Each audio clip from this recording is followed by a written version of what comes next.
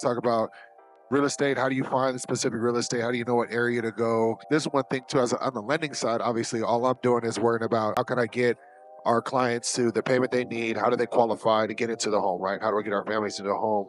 On your side, you're looking at, is this the school district they want? Is this going to fit their family? Can they resell it down the road?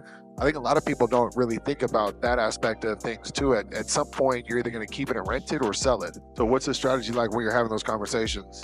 You hit it on the head with that one. That's pretty much when I'm talking to, especially a first-time home buyer, I'm always trying to teach generational wealth and building wealth through real estate. And when you're looking at your first house, we want to look at this house through the eyes of a real estate investor, right? Okay. Because when we buy this first house, this is just going to be your stepping stone to building your real estate portfolio. And so this is not going to be your forever home. Not many people are buying their first house as a forever home, right? People got to get that out of their head for the most part, right? Well, most people are thinking that this is going to be their forever home. But in fact, it's not though, right? It shouldn't be. If they're working with the right agent, the right agent should be showing them and teaching them how to build wealth through real estate and not just having this be one transaction for them. Right. But the crazy thing is the average agent don't invest in real estate. I was actually surprised about how many real estate agents don't own homes. That was actually surprising to me. I thought that was crazy when I heard that too, but in my opinion, when you buy real estate as a real estate agent, you automatically get a 3% discount. Sure. You know what I mean? For sure. Because you get to apply your commission towards your down payment. I'm surprised a lot of people didn't know that too. I was working with real estate agents. They were like, well, I don't have a down payment. Well, one, there's down payment assistance, but two, you can negotiate a higher commission to meet certain minimums too, right? Bro, it's crazy to me. Down payment assistance, gonna pay your down payment for you.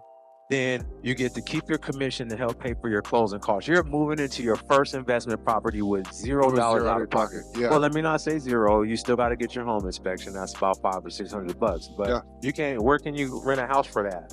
Yeah. It costs a lot more than that just to pack your stuff up and move. First, last, and deposit. Right. It's crazy to me how many people just don't own, especially real estate agents. For whatever reason, people have challenges, but there's no challenge that can't be worked around. Let's talk about strategy then. That's another thing too. Like a lot of first-time home buyers, you're going to buy a house, and I hear often, this is the biggest thing is, I can't buy a house right now because I can't afford it, or I don't have 20% down. I hear that all the time. And people don't know that you don't need 20% down. People don't know that you can get in with $0 out of pocket. It's a myth, especially with the covenant loan right now. The covenant loan is crazy. They're giving what, up to $150,000 20% down and closing costs? That's crazy. It'd be crazy just not to even take the shot. But the thing about Washington, one thing I do love about Washington in general right now is I think the state wants more homeowners, right? They don't want the investors coming in buying up all the real estate. They want homeowners. So if you are a first-time home buyer or just a home buyer in general, and you say, hey, listen, I want to buy a house, there's over 70 down payment assistance programs in the state of Washington alone. It's just having the right conversation around it. I mean, how many military people do you know? Man, let me tell you, every time I get the opportunity to have the pleasure of serving someone that's served our country to help them be able to buy a home is one of the best loan programs out there. Zero money down, have the lowest closing costs. And I tell my soldiers, you should be purchasing a property in every station that you move to, because you get to buy the house with no money down, especially in a market like this where things like closing costs is negotiable. You're going to pay rent somewhere anyway, so why not buy a property here, so that way when you're here in your duty station for 2 to 4 years, however long it is, then you turn this one into a cash flowing rental property to start creating some passive income for yourself. So by the time you retire, your passive income from your rental properties that you purchased 15, 20, 30 years ago is going to be crazy. Your retirement fund that you're going to get from the military is going to be basically play money, lunch money, travel money, buy sneaker money. Well, you have to think about, Quinny, I've never made less than $150,000 from selling a house, ever. Like I'm telling people, just don't realize that most folks won't save that amount of money to buy a home. There's just cost of living, whatever it is, your family's growing, your kids are in sports, so all these things are adding up. And a lot of people don't have that additional funds to save, but you buy a house, the house appreciation in Washington Point, it was 12%. Oh, wow. Wasn't it, in house appreciation? So you think about that money growing like that, and then you sell it, and then you put it down on another property, it just makes sense. Right. And of course, it averages out over years. So Sure. you can have some great years where the appreciation's at 12, and maybe one year it might be it's 2 or 3, 2 or 3. but over time it appreciates in value. I have a client right now that I'm working with that purchased a house 4 years ago, 5 years ago, and they're getting divorced, so they need to sell the property. And if she did not purchase a property and was just renting, she literally has I think it was $250,000 in equity to be able to split between her and her husband when they split up. And if they didn't purchase a house 4 or 5 years ago and they were just renting, and these are people that I had to walk through this process of why you should own a house. Why are you still renting? You're going to be paying mortgage anyway, it's just not yours. Somebody else's. You paying somebody, well, you helping somebody else live their dream, help building somebody else's retirement when you can be doing it for yourself and your family. It's generational wealth. I think that's the hardest thing, or I want people to understand, is this is something you can pay to either your kids, your children, but what a lot of people do is, let's say you build up that equity, you don't have any funds to give to your kid to go to college, you don't want them to have student loans, you can pull equity out of your home. You don't even need to sell it. You can pull equity out of your home. You can build onto your home. You can do an ADU or a DADU, right? So a detached dwelling unit, right? Yeah. So if you want your mom to come stay on your property, you can use the equity in that. So there's just so many strategies just having a conversation. Right. So let's touch on that a little bit. So I own a house. I got about $300,000 in equity. I got a kid that needs to go off to college that I want to pay cash for. Yep. And I don't want to sell the house. I want to keep the house. How can I tap into that equity without selling the house? So there's a home equity line of credit. There's a second mortgage. There's what's called a HE loan, which is basically a second loan on your house where you can make that payment with a fixed interest rate on it versus a variable rate. So what I mean by that is there's a lot of HELOCs out there, home equity line of credit, where it's basically like a credit card on your equity, right? So when you use it, that rate is going to change with the market. Or you can say, listen, I don't want to gamble with the market. I want a fixed rate. I'm going to do a loan and just take that portion out. So there's options out there for that. Again, it's just having the conversation about it. Right. Real estate is so powerful, bro. If people sleep, I can't believe how many people just sleep on just the power of it and what type of things that it just unlocks for you and your family in the future. How amazing would that be to be able to pay for your kids' college just all cash? And it's money that you didn't have to get up and go to work for. Right. It was just you paying to do something that you had to do anyway, which was pay to have a roof over your head. Yep. Wow. HELOC, HE-loan. That's great. So the first-time home buyers, we talked about it. So if you're a first-time home buyer out there, you want to buy a house, there's a way for you to do it. You just need to have the conversation, sit down and talk about it. There's a way for you. Right. The other thing is the move up. So you've been in your house, let's just say 5 years, and you've had a couple kids, you got a couple dogs, you need more space, right? So this is the move up that we talk about. So you're going to take that house and you're going to sell that house or rent it. So there's two strategies you can talk about there too. And then how do I get into the next house?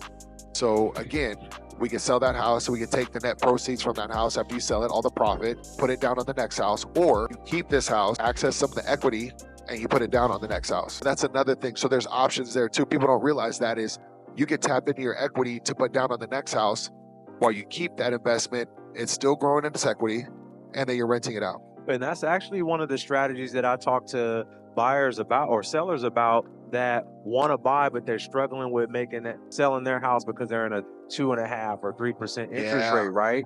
But one of the ways to overcome that is like, hey, we can sell your house right now and you'd make $300,000 on your house and you want to buy up to a $700,000 house. You'd only be paying a higher interest rate on $400,000 because you're taking the $300,000 in equity and you're putting that down on your new property. So that kind of offsets having a 6% mortgage on a $600,000 or $700,000 house. Right. So you still end up with having roughly around the same payment as you did in your old property.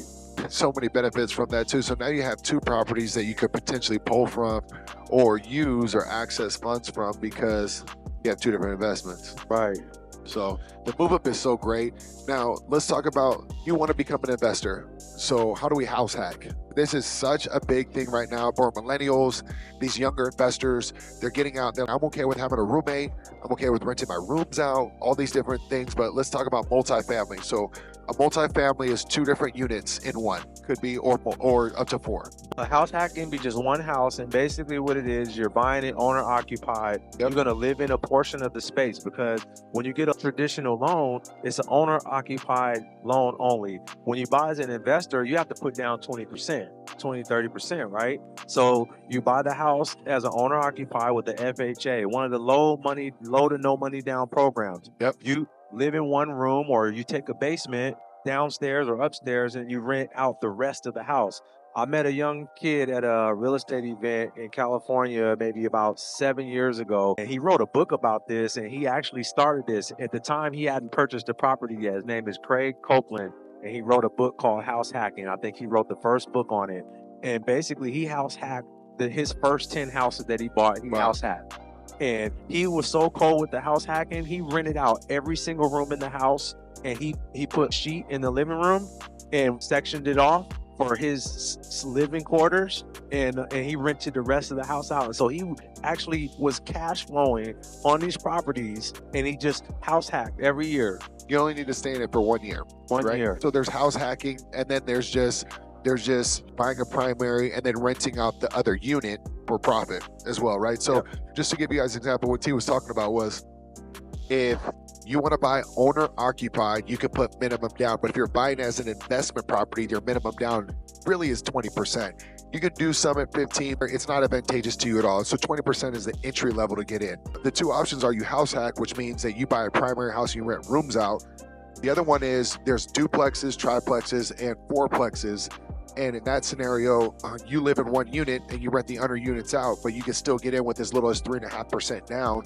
And it truly is primary financing because you're living there. And you can do that to 4 units. Up to 4 units, correct. So there's homes out there right now that have 4 separate units on it. And as long as you live in one, you can do a minimum down primary financing on it instead of having to put 20% down as an investor. And this is such a great aspect. If you're typically a young person, no kids, things like that, you move into something like that, and then you do it a few times, now all of a sudden you have multiple doors and you're an investor. Well, even not necessarily if you don't have kids, you could be just starting your family. Sure. Or even if you have an established family, but now you have a goal to start investing in real estate. And so this is the discussion that you have with your wife or significant other and the kids. Look, this is what we're going to start doing to start changing the dynamics of our family. We're going to make some sacrifices. Because it's a sacrifice. We're going to make some sacrifices. Instead of living in the big house, we're going to go buy us a 3-bedroom, 2-bath, 4-plex, where each unit is 3-bedroom, 2-bath. No, it's not 3,000 square feet like we're used to living in. It's only maybe 1,500 or 1,600 square feet. Yeah. But we're going to do this a couple of times so we can start changing the dynamics of our family. Short-term sacrifices for long-term. Yep. I think that's a great idea. And it's definitely a long game. But if you sit down, you think about the most successful people, it's a plan. It's not a quick burn. It's a plan, but you look 10 years from now, you're like, damn, I wish I would have done that, right?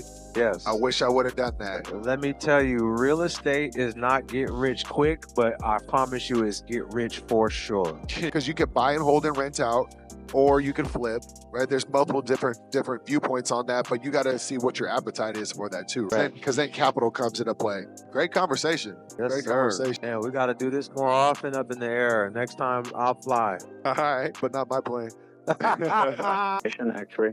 Clear traffic, Bonanza 6010 Echo, left downwind 15, clear. Clear traffic, Bonanza 6010 Echo, final 15, clear. A good approach, brother. Nice approach.